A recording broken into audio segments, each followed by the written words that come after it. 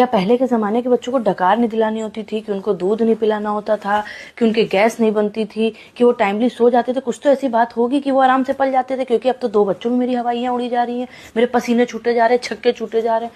क्योंकि डॉक्टर के अनुसार छोटे बच्चे को 2-2 घंटे में दूध पिलाना होता है, फिर 15 से 20 मिनट डकार दिलानी होती है, फिर उनको सुलाना होता है, फिर वो पॉटी कर देते हैं। और जब तक उनको सब कुछ करके सुलाओ, जब तक फिर 2 घंटे हो जाते हैं, उनके दूध पिलाने का टाइम हो जाता है। और जब वो सुबह सोते हैं, तब जो हमारा पहला बड़ा बच्चा है उसके स्कूल जाने का टाइम हो जाता है, तो हमें फिर जगना पड़ता है। फिर जब रात में हमारे बड़े बच्चे के सोने का टाइम होता है, तो हमारा छोटा बच्चा जग जाता है। तो हम कब सोएं इस बीच में? अच्छा, एक समय पे हम बहुत हाइजीनिक थे, कि जब हमको कहीं से भी थोड़ी बहुत भी स्मेल आ जाती थी तो हम जाते नहीं थे कि नहीं भैया वहाँ से स्मेल आ रही है। और अब तो पॉटी साफ कर करके उसकी नैपी चेंज कर करके मेरी ये हालत हो गई है कि सैनिटाइजर, साबुन, ये सब हमको बेकार लगने लगा। कहीं से अच्छी खुशबू आती तो हमको वो स्मेल लगने लगती। अच्छा, हमने ये सोचा था कि दूसरा बच्चा तो हम यूँ पाल लेंगे, क्योंकि पहले बच्चे का एक्सपीरियंस भी था और हमने ज्ञान भी बहुत लिया था सोशल मीडिया से, कि मतलब न्यू बॉर्न का चीट कोड निकाला था कि अगर आपका बच्चा नह नह करके रो रहा है मतलब वो भूखा है, अगर ये कर रहा है इसका मतलब वो टायर्ड है, उसको सोना है।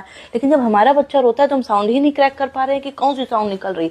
घर वाले कहते हैं कि रो रहा है, उसको उठा क्यों नहीं रही हो? तो हम उसकी साउंड एनालाइज करते हैं, नह नह कर रहा है कि ये कर रहा है, कुछ समझ में नहीं आता है।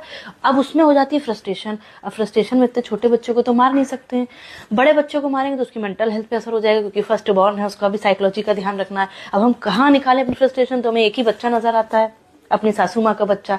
उसी पे हम फ्रस्ट्रेशन निकाल सकते हैं, क्योंकि उसकी मेंटल हेल्थ से भी हमको कोई फर्क खास पड़ता नहीं है, उसकी वैसे ही खराब चल रही है जब से शादी हुई है। और मारपीट फिजिकली स्ट्रांग भी है, तो वही उन्हीं पे हम फ्रस्ट्रेशन निकालते हैं। तो लोग कहते हैं कि बताइए, अब आप लोग बताइए कि क्या करा जाए, कैसे मतलब कोई चीज़ काम नहीं कर रही है, ना एक्सपीरियंस काम आ रहा है, ना ज्ञान काम आ रहा है, हम कैसे मतलब बिल्कुल अलग चल रहा है मामला। तो कुछ अगर आप लोग हमें और ज्ञान दें, कुछ राय दें, तो उसकी हम कद्र करेंगे।